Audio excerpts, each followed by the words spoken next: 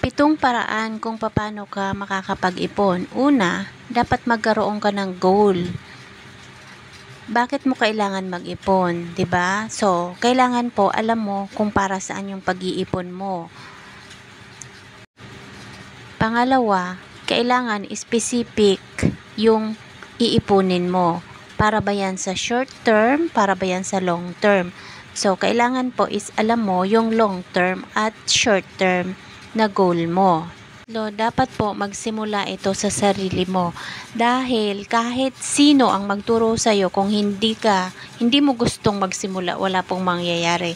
So, importante po na ikaw mismo yung willing mag-ipon, willing matuto. Pang-apat, kailangan disiplinahin mo yung sarili mo. Napaka-importante yung disiplina sa sarili. Dahil kahit anong ginagawa mo, kung wala kang disiplina, wala pong mangyayari. So, importante po na consistent yung pag-iipon na gusto mong mangyari. Para po, meron kang result. Dapat alam mong disiplinahin yung paggastos sa mga wants at sa needs, 'di ba? So, kailangan po strict ka sa paggastos ng wants. Kung pwede naman na hindi mo siya talaga bibilhin, dapat hindi mo siya bibilhin, 'di ba? Panglima, dapat sumama ka sa mga tao o sa mga grupo or sa community na nag-iipon. Katulad sa amin sa community ng IMG, lahat ng mga tao po dyan ay nag-iipon. Lahat pare-pareho yung goal.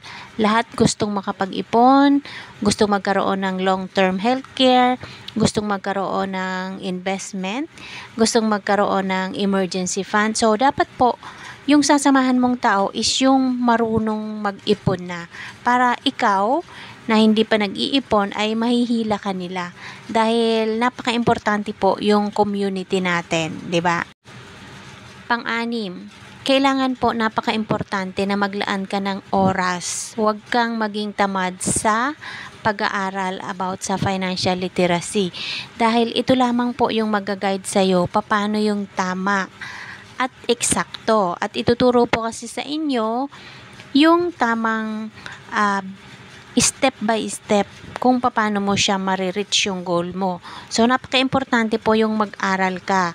Kasi kapag hindi ka nag-aral, yung kaalaman mo lang yung gagawin mo, kulang pa po yung kaalaman natin. Kaya dapat po non-stop yung pag-aaral natin, 'di ba po?